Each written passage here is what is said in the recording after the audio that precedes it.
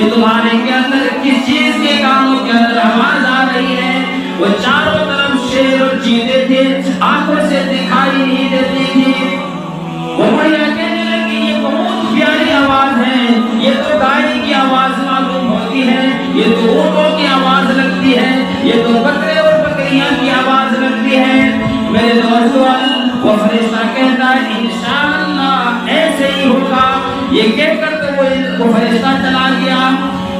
لیکن اللہ تبارک و تعالیٰ کا کرشمہ کرنا تھا کہ پورے کے پورے جنگل کو اللہ تبارک و تعالیٰ نے گائے سے، بکریوں سے، اونٹوں سے بھر دیا۔